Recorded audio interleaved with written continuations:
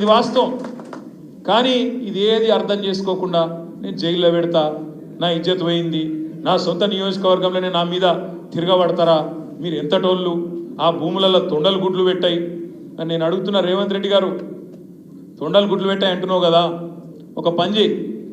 పరిశ్రమలు అంటున్నావు కదా, నువ్వు పుట్టింది కొడంగల్ల కాదు.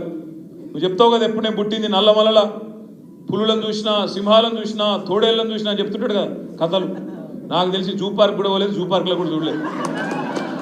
కానీ ఏదో పులి, సింహం, తోడేళ్ళని బిల్డప్, నేను నల్లమలలో పుట్టినా అని చెప్తాడు.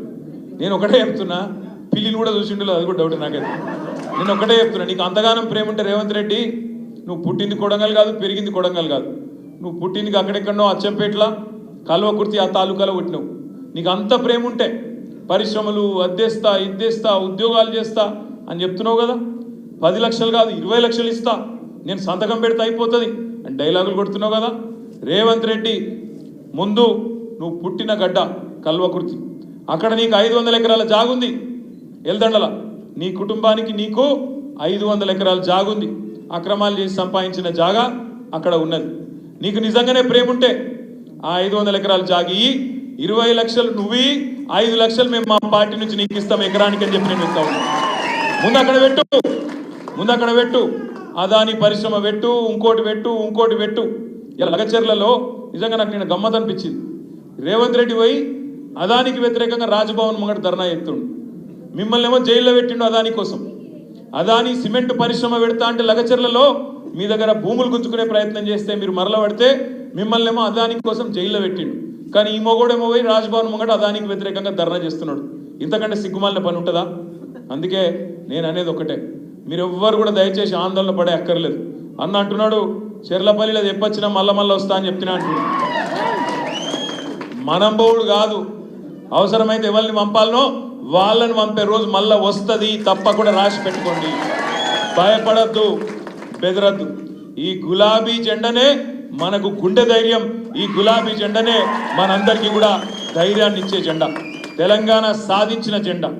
ప్రాణం పోతుందని తెలిస్తే కూడా ఆమరణ దీక్ష కూర్చొని తెలంగాణ సాధించిన నాయకుడు మన నాయకుడు కేసీఆర్ గారు. కాబట్టి ఇట్లాంటి రేవంత్ రెడ్డి ఉడత ఊపులకు, ఈ చిట్టినాయుడు గారి చిట్టెలక పనులకు భయపడేటోడు ఎవడు లేడు. పెట్టుకో కేసులు, ఏం పెట్టుకుంటావో పెట్టుకో, ఏం చేసుకుంటావో చేసుకో. ఎందుకంటే మనం తప్పు చేయలే. తప్పు చేయనోడు భయపడాడు, నిజాయితీకి ధైర్యం ఎక్కువ ఉంటుంది. అందుకే నేను ప్రార్థించేది, ఇవాళ లగచర్ల మొత్తం తెలంగాణ ప్రజలకు స్ఫూర్తి. మీ కొడంగల్ రైతాంగ పోరాటం ఇవాళ తెలంగాణలోని ప్రతి బిడ్డకు ఇవాళ మీరు ఆదర్శంగా మారిర్రు. ఖచ్చితంగా కొడంగల్ ప్రజలకు నేను శిరస్సు వంచి నమస్కారం చేస్తాను. మీ పోరాట పటిమకు, మీ ధైర్యానికి, మీ పోరాట పటిమకు నేను సల్యూట్ చేస్తా ఉన్నా. తప్పకుండా నరేందర్ అని తిరిగి వచ్చింది కాబట్టి ఆయన మీకు అండగా ఉంటాడు. అన్ని రకాలుగా తప్పకుండా కొడంగల్లో, లగచర్లలో ఎక్కడెక్కడైతే రేవంత్ రెడ్డి, ఆయన అన్నగాడు తిరుపతి రెడ్డి అరాచకాలు చేస్తున్నారో అవన్నీ కూడా బయట పెడదాం, వదిలిపెట్టే సమస్యనే లేదు. రోజులు ఎప్పుడు ఒకటే లెక్క ఉండయి, తప్పకుండా మన రోజు కూడా వస్తుంది. రేపో ఎల్లుండో మర్నాడో వచ్చే సంవత్సరమో పై సంవత్సరమో మళ్ళీ మన టైం కూడా వస్తుంది.